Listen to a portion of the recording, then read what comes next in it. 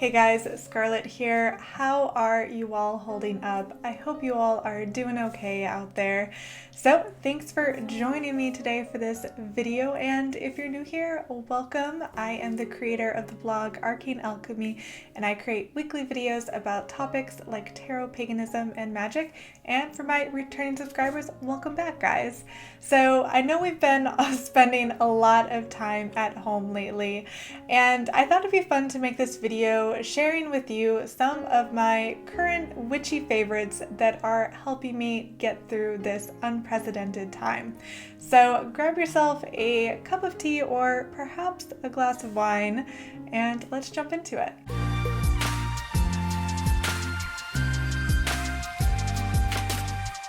So I wanted to start by sharing a few podcasts that I've been listening to at the moment. And the first one I'd like to share is Rune Soup by Gordon White. I've been listening to this podcast for, I feel like it's been a couple years now. It's one of my go-to podcasts. And I love that this podcast takes a really intellectual and scientific approach towards topics like occultism and witchcraft. And there's really not any BS or misinformation. It's a really well thought out show. And I really enjoy the guests that Gordon has on, and I actually kind of use his show as a way to find out about different authors and different books that I might enjoy reading. The second podcast I like to share is Down at the Crossroads by Chris Oropello. So this is a really great resource to learn about traditional witchcraft, and they also happen to have a lot of really fun guests on their show too. So I would definitely recommend it if you are looking to learn a bit more about the traditional path. And lastly, I had to share my own podcast, which is the Cosmic Keys podcast. And this is a weekly show that I do with my co-host, Dan. And I do a tarot reading and Dan does an astrology update for the week ahead. And then we usually have a guest on as well. So it's a combination of getting some insight on what the planets might be doing for your week, as well as hearing some really great conversations with fellow witches, occultists, and pagan practitioners. So I'll leave the link down below if you haven't had the chance yet to listen to my podcast. And if you are a lover of podcasts, I hope you check it out. Next, I like to share my favorite activity that I've been doing during this quarantine, and that is cooking and baking. So we just had the new moon in Taurus, and I've been really kind of searching for ways to bring in some more of that earth element energy into my home, and cooking and baking is an excellent way to do that. And it's something that I'm personally really passionate about.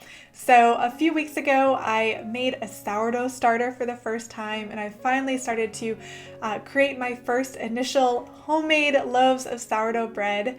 And I've been trying a lot of new recipes too. Just a few days ago, I made these absolutely delectable Swedish cardamom buns. So I will link that recipe below if you'd like to try making them yourself. Oh, and I'll also link below a book that I've been using a lot, which is Bread Baking for Beginners. So this has been a great resource as I've been learning how to bake my own bread for the first time. So yeah, I've really been enjoying cooking and baking and found it a very relaxing way to pass the time while we're all kind of stuck at home. So next I wanted to share a few little things that I've been enjoying lately.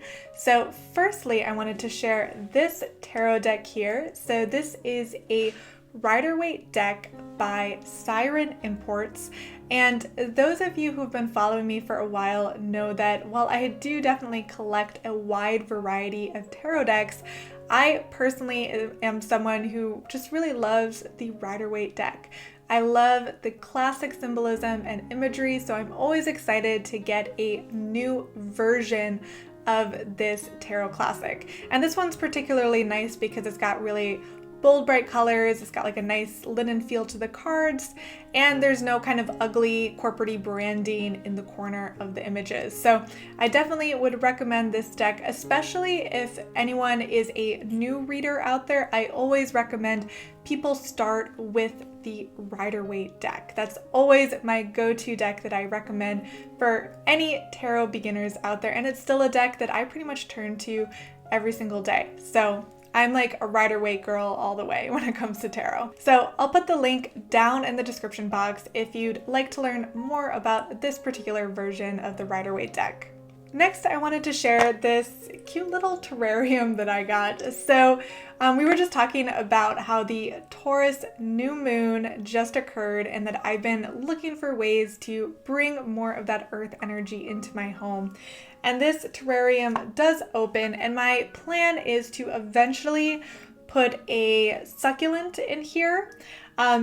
But with the lockdown, I'm not really able to go to any plant shops right now. So I just put my clear quartz crystal in here for now, and I think it looks pretty cute. So I will leave the link for this little terrarium down in the description box as well. So moving on to books, and in the similar theme of bringing more of that earth element into my life, I have been really enjoying this Book of Herb Spells by Sherilyn Darcy, and lately I've been really into learning more about magical herbs and plants and how you can use them in a spiritual practice. So this is actually a topic that I did a whole podcast episode about a couple of weeks ago, so I'll link that down below if you'd like to learn more.